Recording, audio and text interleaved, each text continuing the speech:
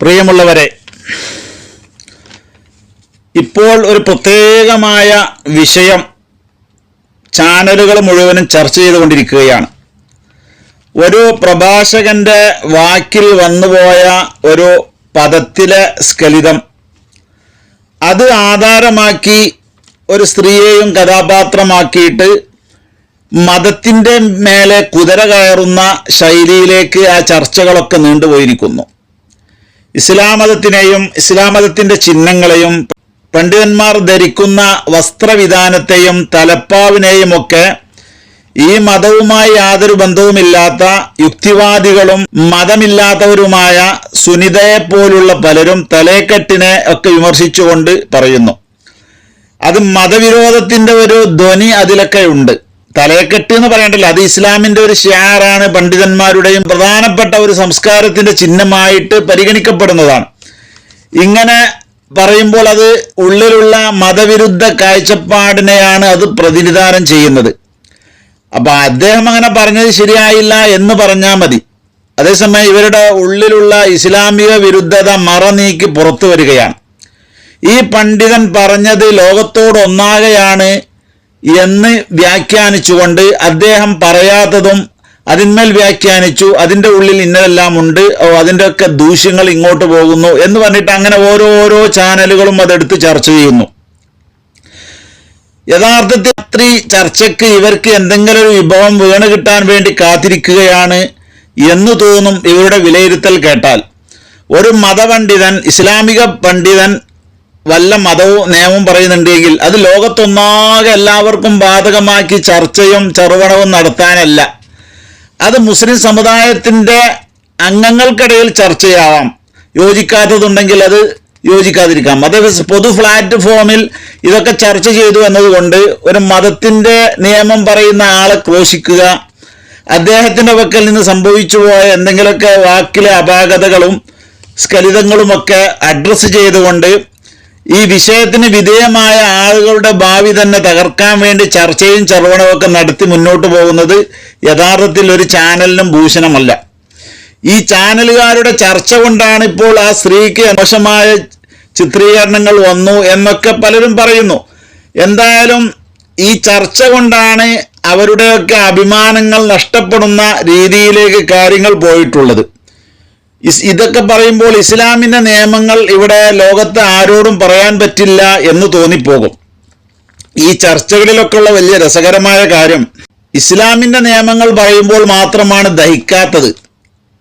മറ്റ് മതങ്ങളിലുള്ള സതി അതുപോലുള്ള ഏർപ്പാടും സമ്പ്രദായങ്ങളൊക്കെ ഇവിടെ ഉണ്ട്. അതൊന്നും ഇപ്പം ചിലയിടത്ത് ഇപ്പോഴും നടക്കുന്നുണ്ട്, ഫുള്ളായിട്ട് ഇല്ലാതായി പോയിട്ടൊന്നുമില്ല. അങ്ങനെയുള്ള ആ സംഭവങ്ങളെക്കുറിച്ചൊക്കെ ചർച്ച വരുമ്പോഴേക്കും അത് മതവിരോധം ആയി ചിത്രീകരിക്കും. നമ്മുടെ രാജ്യത്ത് അത്തരത്തിലുള്ള ചർച്ചകൾ നടക്കാതിരിക്കുന്നതാണ് നല്ലത്. പക്ഷെ എന്നതുപോലെ ഇസ്ലാമിനെ കുറിച്ച് എല്ലാവർക്കും കൊട്ടാം. ഒരു പണ്ഡിതൻ എന്തെങ്കിലും പറഞ്ഞെങ്കിൽ ഇസ്ലാമിൻ്റെ ചിഹ്നങ്ങളെ മുഴുവനും അവഹേളിക്കാം, എന്നിട്ട് കുറേ ആളുകളെ കൊണ്ട് കമൻ്റ് ഇടിപ്പിക്കാം എന്ന് ധരിച്ച് മുന്നോട്ട് പോകുന്നത് അത് തികച്ചും മതവിരുദ്ധമായ കാഴ്ചപ്പാടാണ്. ഇതൊക്കെ പറയുമ്പോഴും ഈ സമുദായത്തിൻ്റെ പേരിൽ അറിയപ്പെടുന്ന ആളുകളാണ് ഇതിലൊക്കെ സജീവമായിട്ട് ചർച്ചയ്ക്ക് വരുന്നത്. ഉദാഹരണമായി സ്ത്രീകൾക്ക് പുറത്തിറങ്ങാൻ തന്നെ ഒരു അനുവാദവും കൊടുക്കാത്ത മൗദൂദി, ആ മൗദൂദിയുടെ പേരിൽ രൂപീകൃതമായ ചാനലിലെ അടുപ്പുകൂട്ടി ചർച്ചയിലാണ് ഒരുപാട് കാര്യങ്ങൾ അവർ പറയുന്നത്. ഈ മുസ്ലിയാരെക്കുറിച്ചും അതിന് വിധേയമാക്കപ്പെട്ട സ്ത്രീയെക്കുറിച്ചുമൊക്കെ അവർ എന്തൊക്കെയോ ചർച്ചയാണ് പറയുന്നത്. എന്താണ് അതൊക്കെ കാലത്തിന് യോജിക്കുന്നില്ല, ഇതൊന്നും ശരിയല്ല എന്നൊക്കെ പറയുന്നു. ഇവരാണെങ്കിലോ മൗദൂദിയുടെ ചാനലാണ്, മൗദൂദിയുടെ പേരിൽ ആവിഷ്കരിക്കപ്പെട്ട ചാനലിൽ കയറി ഇരുന്നിട്ടാണ് ഈ അടുപ്പുകൂട്ടി ചർച്ച നടത്തുന്നത്. എന്നാൽ മൗദൂദി എന്താണ് സ്ത്രീകളെ കുറിച്ച് പറഞ്ഞത്? മൗദൂദി അദ്ദേഹത്തിൻ്റെ പർദ എന്ന പുസ്തകത്തിൽ എഴുതുന്നത് ഇങ്ങനെ വായിക്കാം: ചുരുക്കത്തിൽ, ഒരു വിധേനയും സ്ത്രീകൾക്ക് വീട്ടിൽ നിന്ന് പുറത്തിറങ്ങാൻ അനുമതിയില്ല. മതം ഇത് ഇഷ്ടപ്പെടുന്നില്ല. ഇസ്ലാം സ്ത്രീയോട് കൽപ്പിക്കുന്നത് വീട്ടിൽ അടങ്ങിയൊതുങ്ങിയിരിക്കാനാണ്. സ്ത്രീകൾ അവരുടെ വീടുകളിൽ അടങ്ങിയൊതുങ്ങിയിരിക്കട്ടെ. സ്ത്രീകൾ അവരുടെ വീടുകളിൽ അടങ്ങിയൊതുങ്ങിയിരിക്കട്ടെ എന്ന ആയത്തിൻ്റെ യഥാർത്ഥ അർത്ഥവും ഇത് തന്നെ. പർദ എന്ന പുസ്തകം മൗദൂദി പേജ് 172.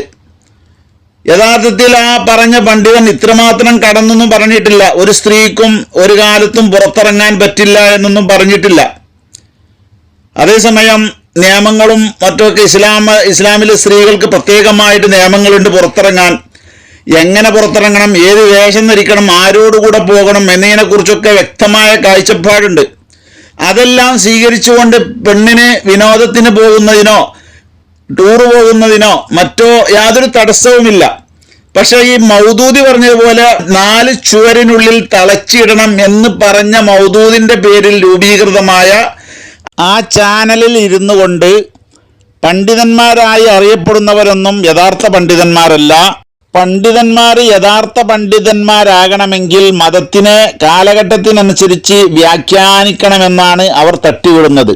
അവരുടെ സ്വയംകൃതമായ ഒരു മത നയമാണ് പറയുന്നത് എന്നർത്ഥം. അത് ഇവർക്ക് തോന്നിയ മതത്തിനൊക്കെ അങ്ങനെ വ്യാഖ്യാനിക്കാമെങ്കിലും ഏത് കാലഘട്ടത്തിലേക്കും വ്യാഖ്യാനിക്കാൻ പറ്റുന്ന രീതിയിലുള്ള ചർച്ചകളെല്ലാം അതിൻ്റെ യോഗ്യന്മാരായ ആളുകൾ അതത് കാലങ്ങളിൽ നടത്തി അതൊക്കെ രേഖപ്പെട്ട് കിടക്കുന്നുണ്ട്. ഇനി പുതിയ വിഷയങ്ങൾ വരുമ്പോൾ അതുമായി താരതമ്യപ്പെടുത്തിയാൽ മാത്രം മതി. പക്ഷെ അതൊന്നും മനസ്സിലാക്കാതെ ഇവരാണ് ഈ മൗദൂദിന്റെ ചാനലിൽ വന്നിരുന്നു കൊണ്ട് മുസ്ലിം സമുദായത്തെ പരിഹസിക്കാനും അപഹസിക്കുവാനും ചർച്ച നടത്തുന്നത്. ഇതൊക്കെ പറയുമ്പോൾ മൗദൂദിയുടെ ഇത്തരത്തിലുള്ള പല പ്രയോഗങ്ങളും അവർക്ക് അസഹ്യമായതുകൊണ്ട് ഞങ്ങൾ മൗദൂദിയെ തള്ളി എന്നാണ് അമീർ കഴിഞ്ഞ ആഴ്ചകളിൽ പറഞ്ഞത്. പക്ഷെ അത് വാക്കുകൊണ്ടുള്ള പറച്ചിൽ മാത്രമാണ്. അങ്ങനെയാണെങ്കിൽ ഇവരുടെ ആ IPH എന്ന പുസ്തകശാല പൂട്ടിയിടണം. ഇവരുടെ മുഴുവൻ പുസ്തകങ്ങളും മൗദൂദിന്റെ അഡ്രസ്സിലാണുള്ളത്. അപ്പം അത് ജനങ്ങളുടെ മുമ്പിൽ നിന്ന് ഇത്തരത്തിലുള്ള ചീഞ്ഞളിഞ്ഞ രീതിയിൽ അവതരിപ്പിച്ചതായ, മതത്തിനെ തന്നെ തെറ്റിദ്ധരിപ്പിക്കുന്ന രീതിയിൽ അവതരിപ്പിക്കപ്പെട്ടതായ വിഷയങ്ങളൊക്കെ മുമ്പിൽ വരുമ്പോൾ അവർ കുടുങ്ങിപ്പോകും. അതിൻ്റെ മുമ്പിൽ അവർക്ക് ഉത്തരമില്ലാതെയാകും. അതിനു വേണ്ടി മൗദൂദിയെ വാക്കുകൊണ്ടൊന്ന് തള്ളിപ്പറഞ്ഞു എന്നല്ലാതെ IPH അടച്ചുപൂട്ടുകയോ അവരുടെ സാഹിത്യങ്ങൾ പിൻവലിക്കുകയോ ഇനി മൗദൂദിയുടെ ഒരു പുസ്തകവുമായി ഞങ്ങൾക്ക് ബന്ധമില്ല എന്നൊന്നും അവർ പറഞ്ഞിട്ടില്ല. അപ്പം ഈ രീതിയിലാണ് കാര്യങ്ങളുള്ളത്. എന്നിട്ട് അവർ ചർച്ച ചെയ്യുമ്പോൾ ഈ സ്ത്രീകൾക്ക് പുറത്തിറങ്ങാൻ പാടില്ല എന്നൊക്കെ ഈ പണ്ഡിത വേഷം ധരിച്ചു പറയുന്നു എന്നൊക്കെ പറയുന്നു. യഥാർത്ഥത്തിൽ സ്ത്രീ സുരക്ഷയാണ് ഇസ്ലാം മതം മുന്നോട്ട് വെക്കുന്ന ആശയം. സ്ത്രീയെ അപ്പോഴും ഇങ്ങനെ പരിചരിച്ചുകൊണ്ടിരിക്കണം, നിരീക്ഷിച്ചുകൊണ്ടിരിക്കണം. സിനിമാ ഫീൽഡിലും ജീവിതത്തിന്റെ മറ്റ് വ്യവഹാരങ്ങളിലും ജോലി സ്ഥലങ്ങളിലുമൊക്കെ സ്ത്രീകളെ നിരന്തരം ലൈംഗിക പീഡനത്തിനും ഒക്കെ വിധേയമായതിൻ്റെ കഥകളാണ് ഹേമ കമ്മിറ്റി പോലും വിലയിരുത്തിയത്. അതുപോലെ തന്നെ പല കഥകളും അതിനെക്കുറിച്ച് എന്നും നമ്മുടെ പത്രങ്ങളിൽ വരുന്നു. എങ്ങനെയാണത്? സ്ത്രീകളെ നിരീക്ഷണമില്ലാതെ സ്വന്തമായി ഇങ്ങനെ പുറത്തിറങ്ങും. ആ സമയത്ത് അവരെ രക്ഷിക്കാൻ ആരും ഉണ്ടാവില്ല, അതുകൊണ്ട് സ്ത്രീകളെ വേട്ടയാടുന്നു. അപ്പം അങ്ങനെയുള്ള പ്രശ്നങ്ങൾ വരാതിരിക്കാൻ ഒരു സ്ത്രീ പുറത്തിറങ്ങുമ്പോൾ അവൾക്കൊപ്പം അവളെ സംരക്ഷിക്കാൻ പറ്റുന്ന ആളുകൾ കൂടെ ഉണ്ടാകണം, ദീർഘയാത്രയാകുമ്പോൾ പ്രത്യേകിച്ച് എന്ന് പറഞ്ഞ ഒരു വിധിയാണ് മതത്തിലുള്ളത്. അത് പെണ്ണിൻ്റെ സുരക്ഷയ്ക്കാണ്, അടിമത്തത്തിനല്ല. അപ്പം സ്ത്രീ സുരക്ഷയ്ക്ക് വേണ്ടി മതം നിർദ്ദേശിച്ച അവരൊറ്റയ്ക്ക് എവിടെയും പോകരുത്, ദൂരയാത്ര പോകരുത്, വിനോദത്തിന് പോകരുത് എന്ന് പറഞ്ഞത് അവരോടുള്ള എതിർപ്പ് കൊണ്ടല്ല. അവരെ നിരീക്ഷിക്കാൻ ആള് ഒപ്പമില്ലെങ്കിൽ, ബന്ധുക്കളില്ലെങ്കിൽ അവർ പല അപകടങ്ങളിലും പെട്ടുപോകുമെന്ന് ദൈനംദിനം വാർത്ത വരുന്നു. ആ വാർത്തകളോടൊന്നും ചെവി കൊടുക്കാതെ സ്ത്രീകൾ പോലും അതിനോട് യോജിക്കാത്ത രീതിയിലാണ് ചർച്ചയ്ക്ക് വരുന്നത്. നമ്മുടെ പത്രങ്ങൾ എടുത്താൽ ഓരോ ദിവസവും ഓരോ പീഡനങ്ങൾ നടക്കുന്നു. എന്താണ് ആ പീഡനത്തിൻ്റെ ഉള്ളിലേക്ക് പോയി നോക്കിയാൽ അവര് മിതമായ വേഷം ധരിക്കാതെ, മറക്കേണ്ട സ്ഥാനങ്ങളൊന്നും മറക്കാതെ ഒരു പ്രദർശന വസ്തുവിനെ പോലെ ഇങ്ങനെ നടന്നു. അപ്പോൾ അത് കണ്ടതായ കുറച്ച് കാമവറയന്മാർ അവരെ കൈകാര്യം ചെയ്തു എന്നതാണ് അതിൻ്റെ അവസാന ആകത്തുക ഉണ്ടാവൽ. അപ്പം ഇതൊക്കെ ഇങ്ങനെ നടക്കുന്നുണ്ടെങ്കിൽ അതൊന്നും ഞങ്ങൾ അറിയില്ല. സ്ത്രീകൾക്ക് സ്വതന്ത്രമായി നടക്കാൻ അധികാരം വേണം, പീഡനം നടന്നാലും വേണ്ടില്ല എന്നാണ് ഇവരുടെ ചർച്ചയുടെ ആകത്തുക എന്ന് നമുക്ക് തോന്നിപ്പോകും. മൗദൂദി ചാനലിലെ അടുപ്പുകൂട്ടി ടീം ചർച്ച ചെയ്ത് കാട് കയറി അവസാനം അവർ നടത്തുന്നത് പണ്ഡിതന്മാർ ഈ വേഷത്തിൽ മാത്രമേ ഉള്ളൂ. മദ്രസ പഠിപ്പിക്കുന്നവരും അതുപോലെ ഖുർആൻ മനഃപ്പാഠമാക്കുന്നവരൊക്കെയാണ് ഇപ്പോഴത്തെ പണ്ഡിതന്മാർ. അവർക്ക് മതത്തിനെ കുറിച്ച് അറിയില്ല. കുറഞ്ഞ ലഘുവായ വിവരം മാത്രമേ അവർക്കുള്ളൂ. ഇസ്ലാമിൻ്റെ നിയമങ്ങൾ 6-ാം നൂറ്റാണ്ടിലുള്ളതാണ്, 1400 വർഷം മുമ്പുള്ളതാണ്. അതൊന്നും ഇപ്പോൾ പറഞ്ഞാൽ പ്രായോഗികമല്ല. മൗദൂദി ചാനലാണ് പറയുന്നത്. നിയമങ്ങളും വിശ്വാസങ്ങളും സംസ്കാരങ്ങളുമൊക്കെ കാലഘട്ടത്തിനനുസരിച്ച് പൊളിച്ചെഴുതണം എന്ന ബിദ്അത്തുകാരായ മുഴുവൻ പ്രസ്ഥാനങ്ങളുടെയും വാദങ്ങളാണ് അവർ ഉന്നയിക്കുന്നത്. യഥാർത്ഥത്തിൽ റസൂലുള്ളാഹി സ്വല്ലല്ലാഹു അലൈഹി വസല്ലം ഖുർആനിൽ നമുക്ക് പഠിപ്പിച്ചെന്ന എന്താണ്? അൽ യൗമ അക്മൽതു ലക്കും ദീനക്കും വഅത്മംതു അലൈക്കും നിഅമതി വറളീതു ലക്കുമുൽ ഇസ്ലാമ ദീന എന്ന, നിങ്ങൾക്ക് ലോകാവസാനം വരെയുള്ള മുഴുവൻ ആളുകൾക്കും സ്വീകരിക്കാൻ പറ്റുന്ന, അവരോട് മുഴുവനും നിയമദർശനങ്ങൾ പറയുന്ന ഒരു മതമാണ് ഞാൻ നിങ്ങളുടെ മുമ്പിൽ അവതരിപ്പിച്ച് പൂർത്തിയാക്കിയത് എന്ന് പറഞ്ഞാണ് നമ്മോട് പ്രവാചകൻ ഇവിടെ പറഞ്ഞിട്ടുള്ളത്. അപ്പൊ കാലികമായി ഉണ്ടാകുന്ന വിഷയങ്ങളോട് എങ്ങനെ പ്രതികരിക്കണമെന്ന് ആ പ്രവാചകന്റെ വചനങ്ങളിൽ നിന്നും അതുപോലെ ഖുർആനിന്റെ വചനങ്ങളിൽ നിന്നും അർഹരായ 10 ലക്ഷവും അതിലേറെയൊക്കെ ഹദീസുകൾ മനഃപ്പാടമുള്ള വിജ്ഞാനത്തിന്റെ നിറകുടങ്ങളായ ആളുകൾ ഗവേഷണം നടത്തിയ നിയമത്തിന്റെ ബുക്ക് ഇവിടെ രചിച്ച് നമുക്ക് രേഖയായി തന്നിട്ടുണ്ട്. ആ ബുക്ക് നോക്കിയാൽ മതി ലോകാവസാനം വരെ ഉണ്ടാകുന്ന മുഴുവൻ കാര്യങ്ങളും പറയാൻ. ഇവിടെ പണ്ഡിതന്മാർക്കൊന്നും അറിയില്ല എന്ന് പറഞ്ഞാൽ ആ പണ്ഡിതന്മാരുമായി 5 മിനിറ്റ് സംസാരിച്ച് നോക്കേണ്ടി വരും. ഏതെങ്കിലും പണ്ഡിതന്മാരെ നിങ്ങൾ കണ്ടിട്ട് തലപ്പാവ് മാത്രം കെട്ടി അല്ലെങ്കിൽ ഏതെങ്കിലും തൊപ്പി മാത്രം ഇട്ട ഒരു മൂലരെ കണ്ടു എന്നതുകൊണ്ട് മാത്രം നിങ്ങൾ പണ്ഡിതന്മാരെ കണ്ടിട്ടാവില്ല. നിങ്ങളുടെ വിഷയങ്ങൾ ചർച്ച ചെയ്യാൻ പറ്റുന്ന പണ്ഡിതന്മാരുണ്ടോ എന്ന് അന്വേഷിക്കൂ, ഉത്തരവാദപ്പെട്ട പണ്ഡിത സംഘടനകളോട് അന്വേഷിക്കൂ, എന്നിട്ട് നിങ്ങളെ പണ്ഡിതന്മാരുമായി സമീപിക്കൂ. അവർ നിങ്ങളുടെ മുഴുവൻ ചോദ്യങ്ങൾക്കും നിങ്ങളുടെ പ്രശ്നങ്ങൾക്കും പരിഹാരം ചെയ്യും. ലോകത്തുണ്ടാകുന്ന പുതിയ പുതിയ പ്രശ്നങ്ങളുണ്ടല്ലോ, അതിനോടൊക്കെ നിയമം പറയാൻ ഇവിടുത്തെ പണ്ഡിതന്മാർക്ക് കഴിയും. ടെസ്റ്റ് ട്യൂബ് ശിശു ഇവിടെ വന്നപ്പോൾ വലിയ അത്ഭുതമായിരുന്നു. ലോകത്ത് മറ്റു മതക്കാരൊക്കെ ആകെ അമ്പരന്ന് പോയ സമയത്തും ഖുർആൻ ചോദിച്ച ഒരു ചോദ്യത്തിന് മുമ്പിൽ അവർക്ക് മറുപടി ഉണ്ടായിരുന്നില്ല. ഈ ടെസ്റ്റ് ട്യൂബ് ആണെങ്കിലും എന്താണെങ്കിലും ശരി, എങ്ങനെയാണ് മനുഷ്യനെ സൃഷ്ടിച്ചത്? ബീജത്തിൽ നിന്നും അണ്ടത്തിൽ നിന്നുമാണല്ലോ. ഇങ്ങനെയുള്ള ഈ ബീജം എവിടെന്നാ കിട്ടിയത്? അതൊരു പുരുഷനിൽ നിന്നാണല്ലോ. ആ പുരുഷനെ നിങ്ങൾ സ്വന്തമായിട്ട് ഉണ്ടാക്കിയതാണോ? അല്ല.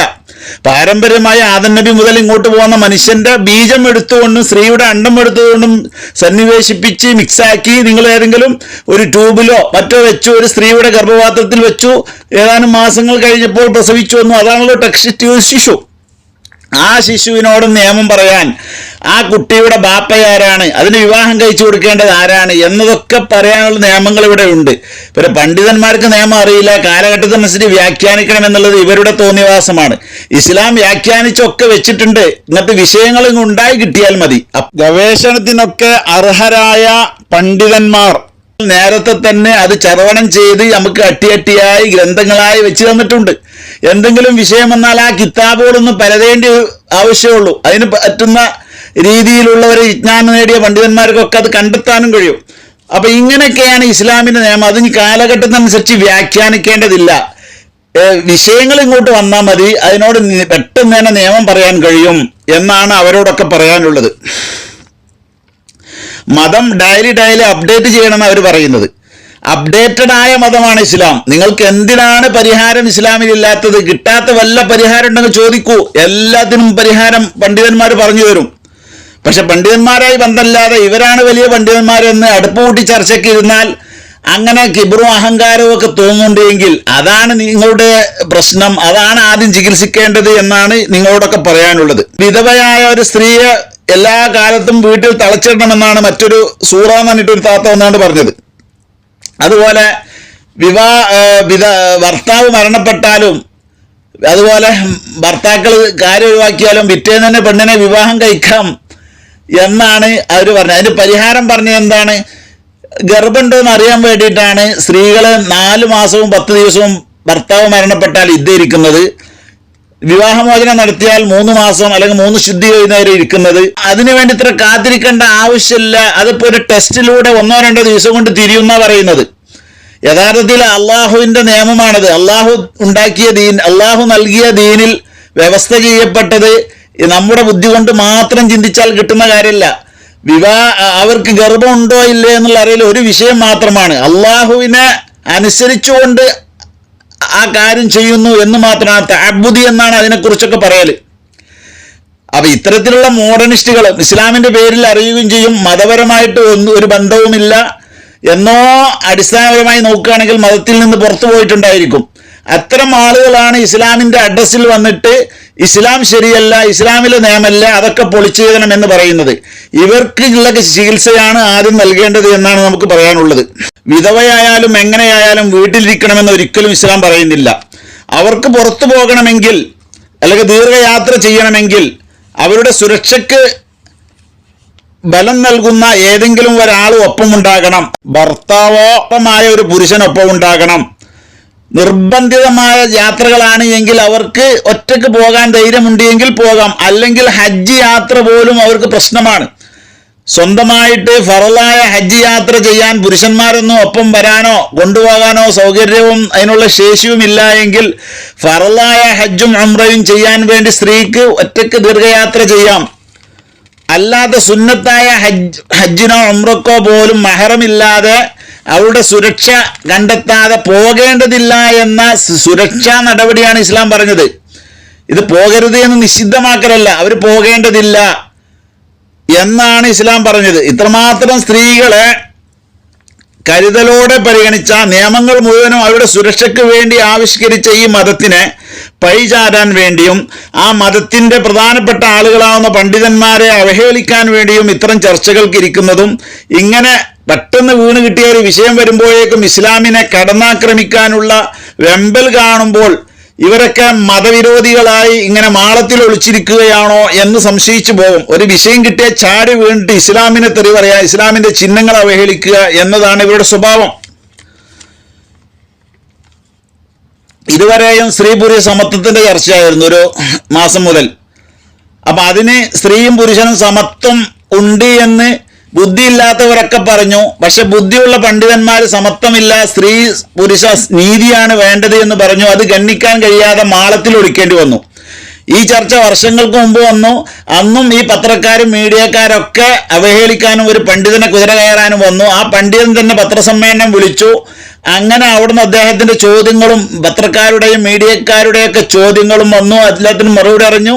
വളരെ സന്തോഷത്തോടുകൂടെ മുസ്ലിയാർ പറഞ്ഞത് ശരിയാണ് എന്ന് തലകുലുക്കി സമ്മതിച്ചു പോകേണ്ടി വന്ന ഒരവസ്ഥയോടുണ്ട്. അപ്പൊ അത് വീണ്ടും വീണ്ടും ഇവർക്ക് മാറ്റർ ഇല്ലാതെയാകുമ്പോൾ അത്തരം വിഷയങ്ങൾ വീണ്ടും അവരെ ഓടിപ്പിടിച്ചിട്ട് കൊണ്ടുവരികയാണ് ചെയ്യുന്നത്. എവിടെയെങ്കിലും ഒരു വിഷയം ഉണ്ടാകുമ്പോഴേക്കും, അല്ലെങ്കിൽ ഇത്തരം ഒരു വിഷയങ്ങൾ ചർച്ച ചെയ്ത് ആ സ്ത്രീയുടെ മാനം നഷ്ടപ്പെടുത്തേണ്ട ഒരവസ്ഥയിലേക്ക് നയിക്കേണ്ട ആവശ്യമില്ലല്ലോ. മുസ്ലിം സമുദായത്തിലെ ഒരു നിയമം ഒരു പണ്ഡിതൻ പറഞ്ഞാൽ ആ സമുദായത്തിലെ ആളുകൾ അതിൻ്റെ ഉള്ളിൽ വെച്ച് ചർച്ച ചെയ്താൽ മതി. അതിങ്ങനെ എല്ലാ ചാനലുകൾ മുഴുവനും ചർച്ച ചെയ്തിട്ട് ആ സ്ത്രീയെ അവഹേളിക്കുന്ന രീതിയിലേക്കും കാലാകാലം ആ സ്ത്രീയെക്കുറിച്ച് അങ്ങനെ ഒരു ചരിത്രം ഉണ്ടായിരുന്നു എന്ന് ഓർമ്മപ്പെടുത്തുന്ന രീതിയിലുമൊക്കെ കഥകൾ മെനഞ്ഞുണ്ടാക്കുന്ന ചർച്ചകൾക്കാണ് ഈ ചാനലുകൾ മുഴുവനും ശ്രമിച്ചുകൊണ്ടിരിക്കുന്നത്. അത് അവരുടെ വയറ്റുപഴപ്പിനായിരിക്കാമെങ്കിലും അത്തരം ചർച്ചകൾ നടത്തിയിട്ട് ഒരു കുടുംബത്തിന്റെ മാനഹാനിക്ക് കാരണമാകുന്ന ഈ ചർച്ചകളാണ് യഥാർത്ഥത്തിൽ നമ്മുടെ രാജ്യത്ത് പ്രസാർ ഭാരതി പോലുള്ളവരൊക്കെ നിയന്ത്രിക്കേണ്ടത് എന്ന് തോന്നും. ഇസ്ലാമിൽ സ്ത്രീക്ക് പ്രത്യേകമായി നിയമങ്ങളും വകുപ്പുകളൊക്കെ ഉണ്ട്. മറ്റു മതക്കാർക്കുണ്ടോ ഇല്ല എന്നുള്ളത് നമുക്ക് നോക്കേണ്ട ആവശ്യമില്ല. സ്ത്രീകളെ പൊതുവേദിയിലേക്ക് ഇറങ്ങുമ്പോൾ അവർ മുഖം പോലും മറക്കണം എന്ന് തന്നെയാണ് ഇസ്ലാം പറയുന്ന ഖണ്ഡിതമായ നിയമം. കാരണം മുഖമാണ് ആകർഷിക്കുന്നത്. ആ മുഖം കാണിച്ചുകൊണ്ട് പുറത്തിറങ്ങിയാൽ പല പ്രശ്നങ്ങളുണ്ടാകും. അപ്പോൾ സ്ത്രീകൾ ചോദിക്കുന്നത് എന്തെന്നാൽ ആണുങ്ങൾ മുഖം മറച്ചുകൂടാന്ന്. ആണുങ്ങൾക്ക് അങ്ങനത്തെ ഒരു നിയമം പൊതുവെ ഇല്ലല്ലോ. പൊതുരംഗത്തും അതുപോലെ തന്നെ കുടുംബം പുലർത്താനും അധ്വാനിക്കാനും ജീവിക്കാനുള്ള വരുമാനം കണ്ടെത്താനും ഒക്കെ പുരുഷന്മാർ രംഗത്തിറങ്ങണമെന്നാണ്. അപ്പോൾ അവരിങ്ങനെ പർദ്ദ അതുപോലെ നിക്കാബ് ഇട്ട് നടന്നാൽ കാര്യങ്ങൾ നടക്കില്ല. അതുകൊണ്ട് അത് ഇട്ട് നടക്കേണ്ട, ആകർഷണത്തിന് വളരെ കൂടുതൽ സാധ്യതയുള്ള സ്ത്രീകൾ അതൊക്കെ ഇട്ട് നടന്നാൽ മതി പുറത്തിറങ്ങുമ്പോൾ എന്നാണ് ഇസ്ലാം പറഞ്ഞത്. അതും സ്ത്രീയുടെ സുരക്ഷയ്ക്ക് വേണ്ടിയാണ്. അപ്പോൾ ഒരു സ്ത്രീ റീലിടുക മറ്റുള്ള കാര്യങ്ങളൊക്കെ ഇസ്ലാമികമായി പൂർണ്ണമായും പാലിക്കുന്ന ഒരു സ്ത്രീയാണെങ്കിൽ ആ ഹിജാബ് പാലിച്ചുകൊണ്ട്, ഹിജാബ് എന്ന് പറഞ്ഞാൽ മുഖം തുറന്നിട്ടുകൊണ്ടല്ല, നിക്കാബ് ധരിച്ച ശേഷമാണ് ശരിക്കും പൂർണ്ണമായ ഹിജാബ് ഉള്ളത്. ആ ഹിജാബോട് കൂടെ അവർക്ക് വേണമെങ്കിൽ വിനോദങ്ങൾ ഏർപ്പെടാം, അവർക്ക് റീലിടാം, അവർക്ക് പ്രഭാഷണം നടത്താം. പക്ഷെ അതൊക്കെ നിയമപരമായിട്ട് പറ്റുന്ന രീതിയിൽ മാത്രം നടത്താം. ആ രീതിയാണ് ഇസ്ലാമിലെ പെണ്ണിനോട് പറഞ്ഞുള്ളത്. അപ്പൊ ഇസ്ലാമിക പണ്ഡിതന്മാർ ഈ കാര്യങ്ങളൊക്കെ പറയുന്നതും ഇസ്ലാമിലെ നിയമമായിട്ടാണ്. അത് മറ്റുള്ളവരൊക്കെ ഞങ്ങൾക്ക് കൂടി വാദകാണെന്ന് പറഞ്ഞിട്ട് ലോകത്തിനെ ഒന്നാകെ ചർച്ചയിലേക്ക് കൊണ്ടുവരാൻ വേണ്ടി അധ്വാനിക്കരുത് എന്ന് മാത്രമാണ് ഇവരോട് പറയാനുള്ളത്. ഇക്കണക്കിനാണെങ്കിൽ ഇസ്ലാമിന്റെ എത്രയെത്രയോ കാര്യങ്ങൾ ഇനിയും കാലികമായി പറയേണ്ടി വരും സന്ദർഭങ്ങൾക്കനുസരിച്ച്. അതൊക്കെ ഇങ്ങനെ സ്ത്രീ സുരക്ഷയ്ക്ക് ഹാനികരമാണ്, സ്ത്രീകളെ അവഹേളിക്കുകയാണ് എന്നൊക്കെ പറഞ്ഞ് വന്നാൽ പിന്നെ ഇവിടെ മതം പറയാനും മതം പറഞ്ഞിട്ട് നമുക്ക് ജീവിക്കാനുമുള്ള ഭരണഘടന എന്ന അവകാശം തന്നെ ഇല്ലാതെയാക്കുന്നതാകും. വ്യക്തി സ്വാതന്ത്ര്യം പോലെ തന്നെ മതസ്വാതന്ത്ര്യവുമുണ്ട്. മതത്തിന്റെ നിയമം പറയാൻ ആർക്കും അവകാശമുണ്ട്. മറ്റുള്ളവരുമായി സംഘടനത്തിൽ ഏർപ്പെടുന്ന രീതി ഉണ്ടാക്കാഞ്ഞാൽ മതിയല്ലോ. അപ്പൊ ഈ വിഷയത്തിലൊക്കെ അനാവശ്യ ചർച്ചകളിലേക്ക് പോകുന്ന ചാനലുകാരെ നിയന്ത്രിക്കുകയാണ് വേണ്ടത് എന്നാണ് തോന്നുന്നത്. കാരണം അവർ പറയുന്നതിൽ ഒരു ധാർമ്മികതയില്ല. മൗദൂദിയെ പോലുള്ള ആളുകൾ എഴുതിയുണ്ടാക്കിയ സ്ത്രീവിരുദ്ധമായ വിഷയങ്ങളുമായി മുന്നോട്ട് പോകുന്ന ചാനലുകൾ ആണ് ഈ ചർച്ചയ്ക്ക് മുന്നിട്ടിരിക്കുന്നത്. അവരാണ് ഇസ്ലാമിൻ്റെ പേരിൽ അറിയപ്പെടുന്ന ചാനലുകാർ. അതുപോലെ മറ്റു ചാനലുകാർ അവരെ അവലംബിച്ചുകൊണ്ട് അവരും നടത്തുന്നു. ഇത്തരത്തിലുള്ള ചർച്ചകളാണ് നിരോധിക്കേണ്ടത്. അബദ്ധത്തിൽ ഏതെങ്കിലും പണ്ഡിതന്മാർ സംസാരത്തിൽ ഒരു സ്ഖലിതം വന്നെങ്കിൽ അത് ക്ഷമാപണം നടത്തിയൊക്കെ പരിഹരിക്കാവുന്നതാണ്. പക്ഷെ അതൊക്കെ ഇങ്ങനെ ചർച്ചയാക്കി അതിന് വിധേയമായവരുടെ ഭാവി പോലും തകർക്കുന്ന രീതിയിൽ, അത്തരം സ്ത്രീകളെ അവഹേളിക്കുന്ന രീതിയിൽ ഈ ചർച്ച കൊണ്ടുപോകുന്നത് ദുരുദ്ദേശപരമാണ്. ഈ ചർച്ചയിൽ പങ്കെടുത്ത് ഇസ്ലാമിക ചിഹ്നങ്ങളൊക്കെ അവഹേളിച്ച സുനിതയെപ്പോലുള്ളവർക്കൊക്കെ ഉള്ളിലുള്ള ഇസ്ലാമിക വിരുദ്ധ മനോഭാവം പുറത്തു ചാടുകയാണ്. അല്ലെങ്കിൽ ആ മൂലയാര് മാത്രം പറഞ്ഞാൽ മതിയായിരുന്നു. അദ്ദേഹത്തിൻ്റെ മതചിഹ്നത്തിനെയും തലയെക്കെട്ടെന്ന് പറഞ്ഞാൽ അദ്ദേഹത്തിന് മാത്രമുള്ളതല്ല, ഇസ്ലാമിൽ അംഗീകരിക്കപ്പെട്ട അവഹേളിക്കപ്പെടാൻ പാടില്ലാത്തൊരു ചിഹ്നമാണ് ആ തലയെക്കെട്ട് എന്ന് പറയൽ. അപ്പോൾ അത്തരത്തിലുള്ള രോഗങ്ങളൊക്കെ ചികിത്സിക്കുകയാണ് ആദ്യം വേണ്ടത് എന്ന് ഈ സോഷ്യൽ മീഡിയയിൽ അരങ്ങേറുന്ന എല്ലാ വലിയ സാഹിത്യകാരന്മാരാണ് എന്ന് പറഞ്ഞുകൊണ്ട് രംഗത്ത് വരുന്ന വലിയ അഹങ്കാരികളോടൊക്കെ പറയാനുള്ളത്. എല്ലാവർക്കും നന്മ വരട്ടെ.